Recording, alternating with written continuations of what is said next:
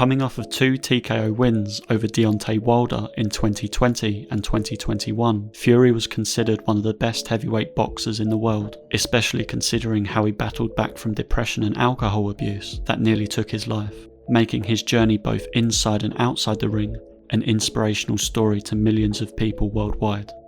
Bizarrely, reaching the pinnacle of the sport also marks the moment fans started noticing his hypocrisy, not just because of one incident, but rather a series of statements where he blatantly contradicted himself.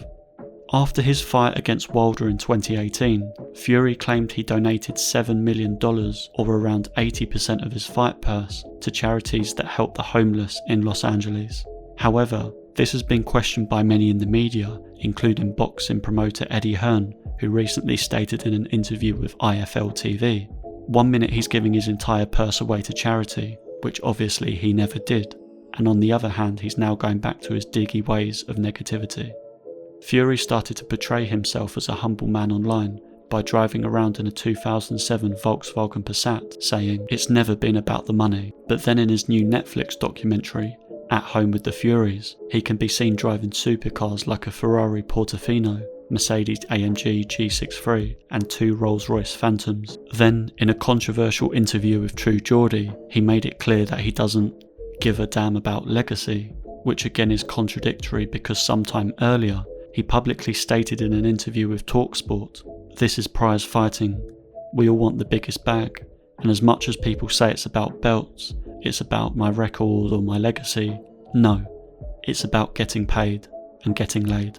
People can no longer remember how many times he has retired over the years. He was so sure about his retirement status after the Dillian Whyte fight that he bet the British presenter Piers Morgan £1 million that he would never fight again, a bet which he lost by fighting Chisora and will obviously never pay. And let's not forget how many times he stated that Usyk does not want to fight him, while in reality, Usyk was publicly accepting all the offers on social media, while Fury was the one avoiding signing the deal behind closed doors. Although people are allowed to change their minds, it seems like Fury is all over the place most of the time, with some pundits branding him the king of contradiction. This list of lies alone is not really enough to damage his brand, as they are in a sense trivial porkies that don't affect the boxing landscape. However, 4 major events over the past 2 years have really turned Fury's fanbase against him.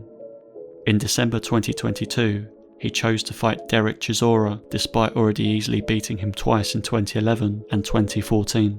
Not to mention Chisora was 38 years old and 1-3 in his last 4 bouts, and certainly not deserving of such a high level matchup over other contenders. While the entire boxing world was desperate to see him share in the ring with Usyk or Joshua, he decided to play games and let his fans down by going for the safe Chisora fight. Tyson could be seen multiple times during the fight, not going for the knockout when the chance presented itself in the early rounds. Why did the Joshua and Usyk fights not materialise? Well, apparently because of Fury's unrealistic deadlines and demands. Even when Usyk accepted 30% to Fury's 70% for the fight, the deal fell apart through a disagreement over the rematch clause, as Fury didn't want to accept anything less than 50% for the rematch if the Ukrainian managed to beat him. Many fans believe he set those unrealistic conditions on purpose to avoid Usyk, as he knew the Ukrainian wouldn't sign it. We saw a change in Fury's temperament when he was interviewed by podcaster True Geordie ahead of the Chisora fight. Geordie asked him pressing questions about the drop in quality for the upcoming fight, and Fury simply couldn't handle it, as he had a really hard time justifying his decisions and hiding the truth that Chisora doesn't deserve it and doesn't represent a challenge. He made plenty of false claims, like he's not obligated to fight Usyk or Joyce because they are not from his generation, which was absurd because they are both either around his age or older. He then said he doesn't care about legacy, which is contrary to his previous claims about being a legend and the best in the history of boxing, which Geordie highlighted to him. Fury was so lost in his delusional claims that he fired a barrage of insults at Geordie at the end of the interview for no reason, which really showcased a switch up in personality. One important thing to consider is that Fury has allegedly been diagnosed with ADHD and bipolar disorder that will likely cause extreme mood swings, which then may explain his erratic outbursts. But on the face of it, for a man who is a champion of men's mental health, this was not a good look for him. Fury went on to further enrage and disappoint his fanbase by signing a deal to fight former UFC heavyweight champion Francis Ngannou, who had never boxed in his entire life, in October 2023. Out of all the legitimate boxing contenders, in Usyk, Zhang, Joshua and Joyce, he chose a crossover with Ngannou. He did eventually agree to fight Usyk shortly after signing a deal with Ngannou, probably because the negative backlash from fans was so big. However, this made the entire situation even more confusing. People are now questioning whether the Usyk fight will really happen because he needs to get through Ngannou first, and this gives him the perfect excuse if he conveniently gets injured. And of course, he continued with his delusional arguments to justify the Ngannou matchup, like saying, "I'm training 12 weeks for Francis.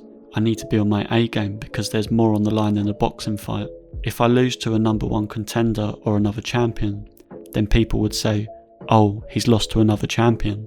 But if I lost to an MMA guy, I'm never going to be able to show my face in public again." Anyone who watches combat sports will see that this fight is a straight money grab and nothing else. As one of the most popular sportsmen on the planet, Tyson Fury can't allow himself to constantly switch stances on topics, to have all of his lies spread across social media, and try and sell fans rubbish tickets for the matchups they are not interested in. As a result, he has lost credibility among the fans to the point you'll rarely find a positive comment under his recent interviews, and he needs to get on the right track to earn their respect back. There is no doubt that Fury is one of the greats of this generation, but these actions might have us looking back one day thinking what could have been. Ultimately, you have to feel sorry for Frank Warren, who is obviously battling on two fronts, trying to keep Fury's public image up on one side, and then shamelessly promoting his fight against Ngannou on the other, despite all the criticism from the fighting community.